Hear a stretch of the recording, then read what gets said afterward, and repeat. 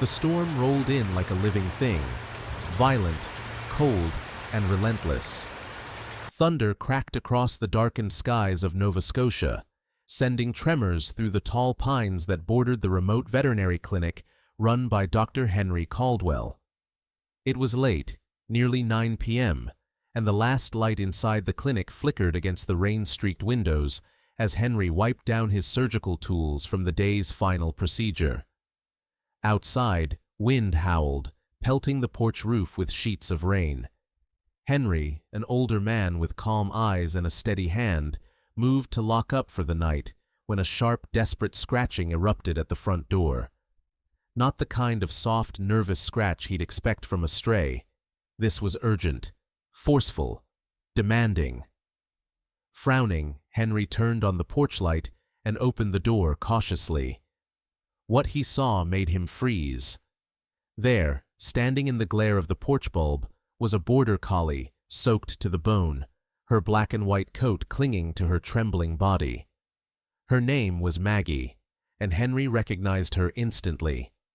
She belonged to the Thompson family, who lived on a farm just beyond the Eastern Ridge. 2 weeks ago, Maggie had given birth to a litter of 6 healthy puppies right in this very clinic. Now, her eyes were hollow with something Henry couldn't yet name, but it wasn't just exhaustion. Between her jaws, Maggie gently held a tiny, unmoving creature. "Maggie?" Henry stepped forward. "What in the world?" She didn't growl or bark.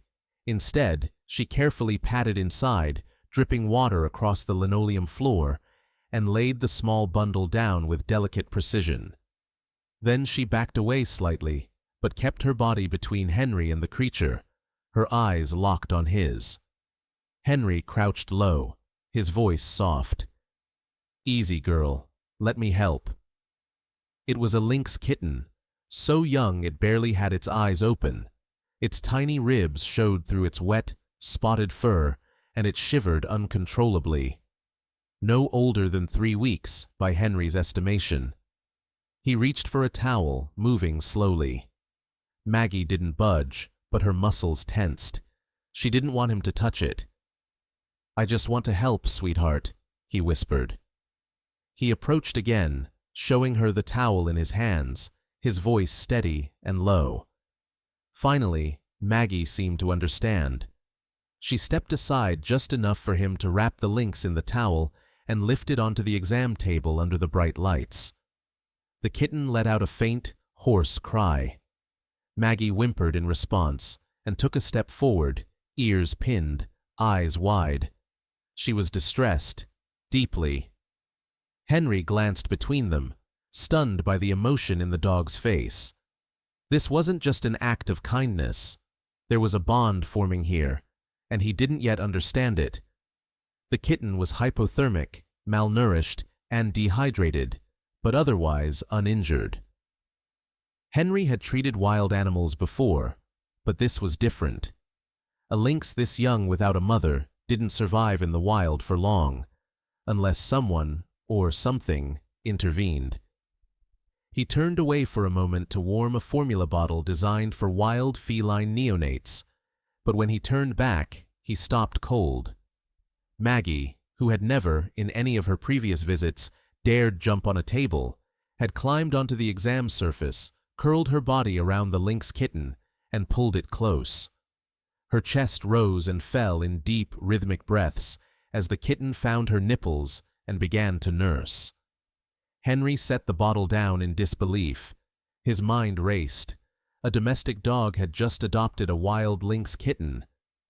"Impossible," he murmured, watching the scene unfold. He'd heard of unusual nursing behavior before, but never across such biologically opposed species. This wasn't about instincts alone. This was emotional, intentional. He stepped away from the table and grabbed the Thompsons' contact number from the records. He dialed. The voice on the other end was hoarse with fatigue. "Hello? Tom, it's Henry Caldwell. I think I've found Maggie." A long pause. "Thank God," Tom said. "We've been looking for her for 2 days. Is she okay?" Mostly fine, but there's something unusual. I think you and Ella should come here. Now." 20 minutes later, Tom and his 10-year-old daughter, Ella, rushed through the clinic doors.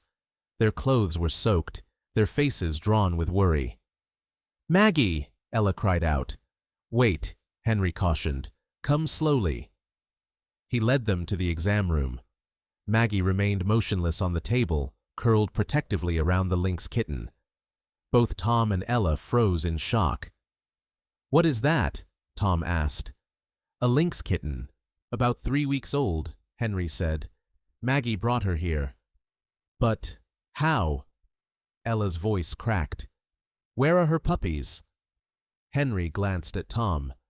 The man's shoulders slumped as he sat heavily into a chair. His voice was gravel. "There was a flash flooding from the storm 2 nights ago. The shed where Maggie stayed with her pups filled with water. We got back too late." "Maggie tried to save them," Ella added, her voice trembling. "She carried them in her mouth, one by one. But they didn't make it." Henry's heart ached. "She stopped eating, wouldn't even look at food, just stared at the basket where they'd been." Tom nodded. "Then she disappeared." Henry knelt beside the table and looked Maggie in the eyes. "She didn't give up. She went looking for something, or someone, to care for." "And she found Luna," Ella whispered, as if giving the lynx her name in that moment. Henry smiled faintly. "Yes, she found Luna." He stood and watched as the two creatures, so different in nature, yet bound by shared loss, curled closer together under the sterile light of the clinic. And in that quiet moment, something shifted. What had begun as tragedy had transformed into something rare, something healing. A new story had just begun. Morning light filtered through the slatted blinds of Dr. Henry Caldwell's clinic, casting soft shadows on the linoleum floor. The storm had passed, leaving behind crisp air and an eerie stillness. Inside the main exam room, Maggie lay on a thick blanket, curled protectively around Luna, the lynx kitten she had adopted as her own. Henry had barely slept. He'd brought out a folding cot and spent the night in his office, half awake, ears tuned to every rustle and whimper from the next room. But what he heard instead was something remarkable. Silence. The kind that only came when a newborn was safe and comforted. He tiptoed into the room with a bowl of warm food. Maggie lifted her head, ears alert. It was the first time she'd responded to him since she arrived. Her dark eyes followed him, and when he set the bowl down, she slowly rose, stretched, and, to his quiet relief, began to eat. It was a turning point. After days of grief, Maggie was choosing to live again. Henry crouched beside her, watching as Luna, still weak but visibly stronger, snuggled into the warm spot Maggie had just vacated. He scribbled notes in his logbook. Day 2. Maggie is producing milk. Appetite returning. Emotional bond with lynx kitten intensifying. Will observe closely. He didn't know it yet, but the strange family that had begun with loss and rain was about to grow even more unusual. 3 days later, Ella burst through the clinic doors, panting, her blonde braid swinging behind her. "Doctor! Henry! Dad! There's another dog behind the school, with puppies!" Henry didn't hesitate. Grabbing his medical bag, he followed Ella and Tom in the truck to the small elementary school at the edge of town. The schoolyard was quiet. Behind an old maintenance shed, nestled under a discarded awning, was a thin, trembling Labrador mix with 3 small puppies huddled against her belly. The mother dog was emaciated, ribs clearly visible beneath her short, dusty coat. Her eyes fluttered open at their approach, but she couldn't lift her head. One paw shifted as if she meant to stand, to protect her young, but her strength failed her.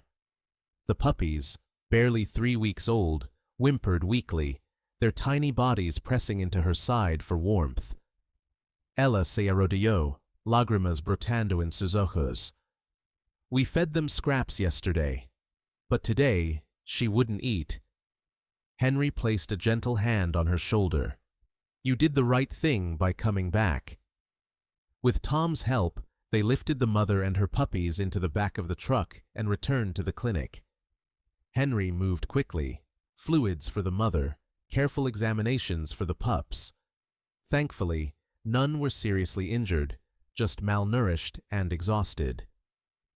Her name is Sophie, Ella said, giving the mother dog a name as she stroked her head. She looks like she needs someone to believe in her. Back at the clinic, Henry faced a delicate decision. How would Maggie react to newcomers? Maggie had created a protective bubble around Luna, one forged in loss and instinct. Introducing another mother and her litter could unsettle everything. But they couldn't remain separate forever. Henry set up a low safety barrier between the two recovery areas, enough for visibility and scent exchange, but no direct contact. Then he brought Sophie and her pups into the adjacent pen. Maggie's ears perked immediately. She stood, tail stiff, her body forming a subtle wall between Luna and the sounds on the other side of the barrier. Luna, curious, peeked between Maggie's legs, ears twitching. On the other side, Sophie lifted her head weakly. One of her pups, the runt, a tiny beige male Ella named Teddy, wobbled toward the barrier. What happened next stunned everyone. Luna, still shy but bolder by the day, stepped forward. The lynx kitten and the small puppy met at the barrier, noses almost touching. Maggie watched, tense but not aggressive. Then, with deliberate calm, she stepped closer and sniffed Teddy. No growl, no warning bark, just a long, deep breath, as if she were saying, I know you. I understand your loss too. Henry exhaled the breath he hadn't realized he was holding. Over the next few days, something even more extraordinary unfolded. Maggie began paying attention not just to Luna, but to Teddy. When Sophie rested, Maggie would cross the barrier and lie beside the small pup, licking his head gently, tucking him beneath her chin. Sophie didn't object. In her fatigue, perhaps she understood that another mother's help was not a threat, but a gift. And so this strange blended family took shape. Maggie, the border collie who had lost her own. Luna, the wild orphan raised by love, not species. Sophie, the stray given a second chance. And Teddy, the fragile pup who now had two mothers. Henry documented every interaction. He took photos, recorded feeding behaviors, made note of body language and hormonal signs. But deep down, he knew this wasn't just science. It was something more. One evening, as the sun dipped below the horizon and the clinic bathed in amber light, Henry stood at the doorway, watching. Maggie lay stretched out across the floor, her tail thumping gently.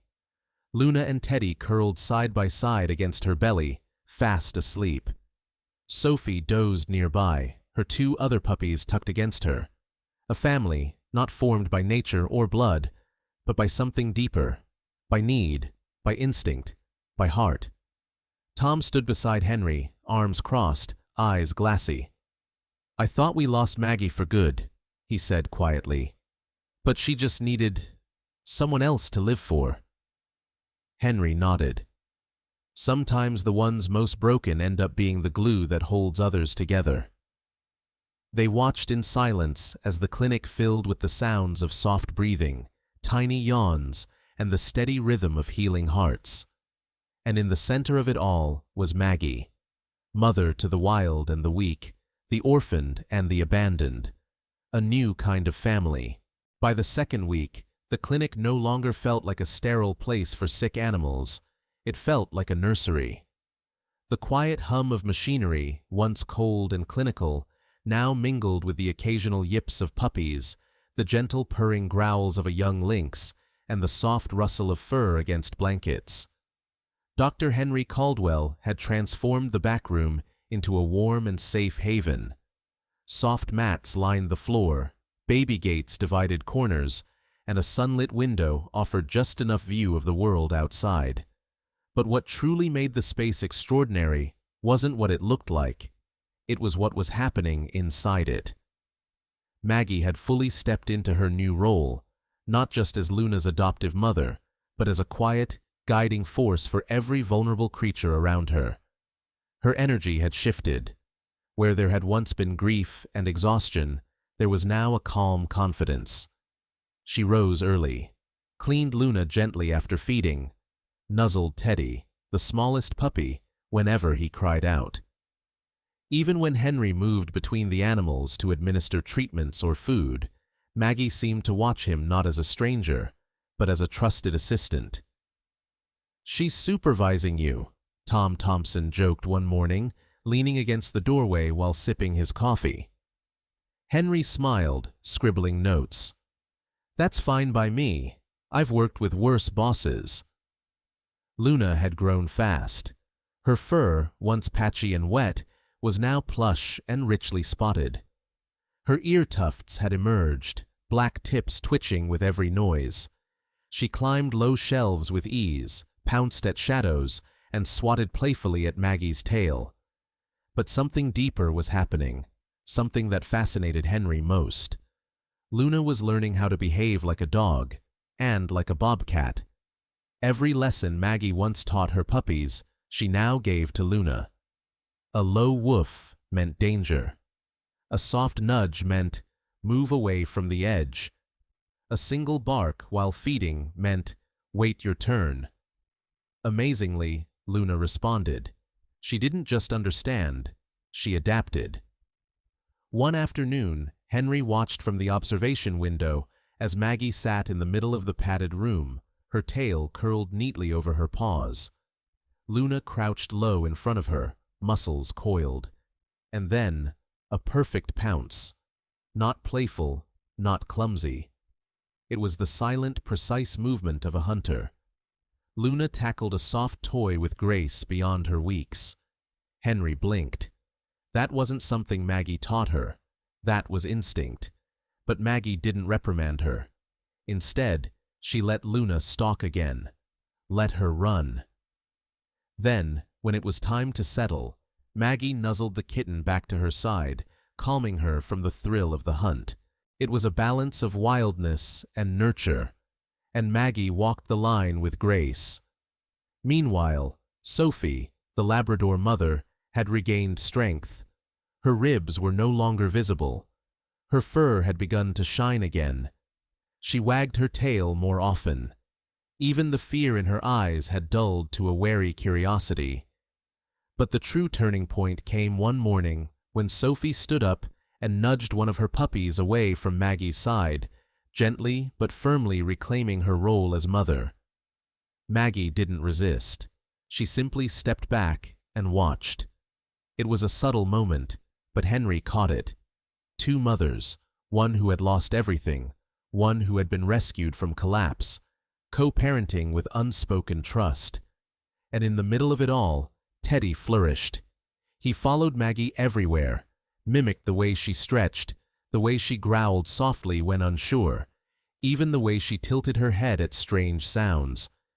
But he also played with Luna, chasing her tail, tugging her ear, sharing the same bed at night. It was the most unusual sibling bond Henry had ever seen. By the fourth week, Henry decided to expand the boundaries. He had the Thompsons build a secure outdoor enclosure behind the clinic, fenced, shaded, with space to climb and run. The first time the animals were released outside together, it was like watching a family arrive at a playground. Luna raced to the nearest tree trunk and scrambled halfway up before tumbling backward in surprise. Teddy tried to follow, managing only a clumsy bounce into a pile of leaves. Sophie and Maggie trotted side by side around the perimeter, sniffing every corner, tails held high. That afternoon, Ella sat cross-legged in the grass, watching Luna bat at a falling leaf. "Do you think she knows she's different?" she asked Henry. "I think," Henry said, watching the lynx kitten stalk her way toward Teddy. She knows exactly who she is, and I think she also knows she belongs here. That night, Henry recorded his observations. The dynamics between Maggie, Sophie, Luna, and the puppies continue to evolve. Luna is exhibiting both wild and social behaviors, sleeping in packs, responding to canine cues, yet still stalking independently. Teddy and Luna's bond is unique. They mirror each other. They learn from each other. Maggie is thriving. Sophie, too. We are no longer observing recovery. We are observing transformation. As the sun set over the Nova Scotian pines and the clinic lights blinked on for the evening, Henry sat on the back steps with a cup of tea in his hands. Maggie lay near the fence, watching as Luna and Teddy wrestled over a twig. Sophie dozed nearby, her other two pups curled beside her. It wasn't natural by textbook definitions, but it was love. Wild, resilient, rewritten. And in that moment, Henry realized, this wasn't just a temporary arrangement. It was a family, forged not by blood, but by survival, and by choice. By the gate, nose pointed toward the tree line, watching. When Luna returned near dusk, muddy paws and wild light in her eyes, Maggie approached slowly. There was no scolding, no dramatic reunion, just a quiet sniff, a lick on the head, acceptance. The family adjusted. Maggie became more involved with Teddy and his brothers again. Sophie, now fully recovered, had become Henry's shadow, following him on his morning rounds, tail wagging, ears alert. But even as normalcy returned, everyone could feel it. The time was coming. The time for goodbye. On a crisp morning, under a golden sky, Darren arrived with a soft crate and a backpack. "Today's the day," he said. Henry had already packed Luna's favorite blanket. Ella brought the feather toy she loved. Tom handed over a GPS tracker and nodded with a heavy heart. Maggie didn't resist when Luna was gently guided into the crate, but she followed, all the way to the truck, her tail low, her eyes steady. "She can come with us," Darren offered, "just for this part." Henry nodded. "She deserves that much." At the release site, the forest was quiet, ancient and vast. Pines whispered above. The scent of moss and bark filled the air. Darren opened the crate. Luna stepped out slowly, her body low, ears scanning. She didn't run. She looked back, straight at Maggie. The old dog stood still, no leash, no command, just presence. Luna patted over and pressed her forehead against Maggie's chest. A gesture, a thank you, a goodbye. Maggie licked her once, then stepped back, and Luna, lynx, daughter, survivor, turned toward the trees and vanished into the wild she was born for. No sound, no whine, just wind, and a memory. They drove home in silence. Maggie didn't whimper, didn't pace. Instead, when they arrived, she walked straight to the back field, lay in the sun, and closed her eyes. Teddy curled beside her, confused but calm. Life had shifted again, and Maggie, once again, was choosing to keep living. Weeks passed, then months. The leaves turned gold, then fell. Snow came and blanketed the Thompson farm in soft silence. Life moved on. But some things, some bonds, do not fade. Maggie still woke early each day, stretching on the porch before trotting toward the outdoor enclosure behind the clinic.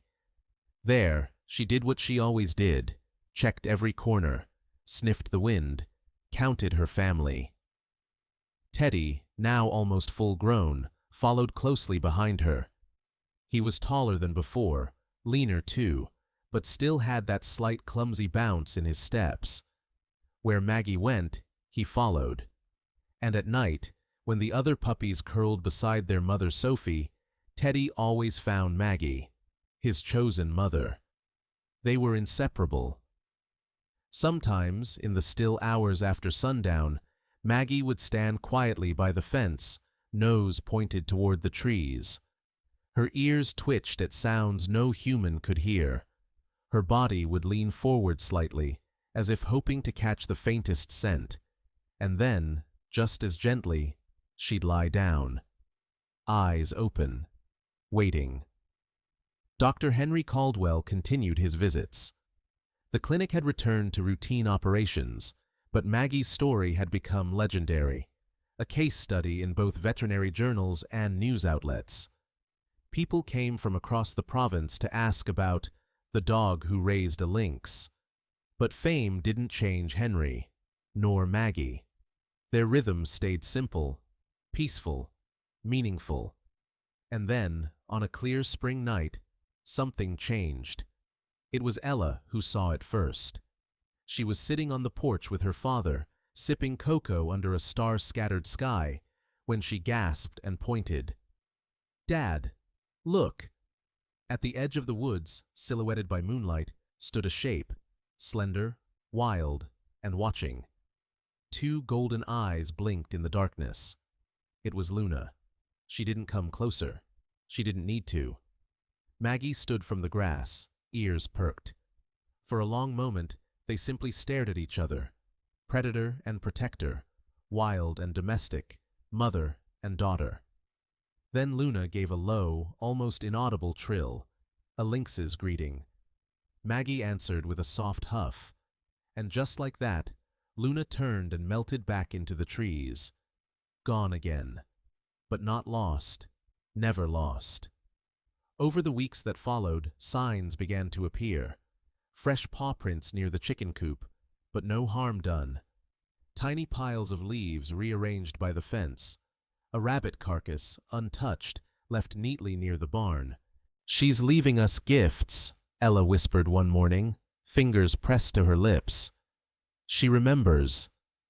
And Maggie, she always knew. Whenever Luna was close, Maggie would lift her head, tail flicking just once, then return to whatever she was doing, as if to say, "She's okay. That's all I need." Meanwhile, life on the farm bloomed.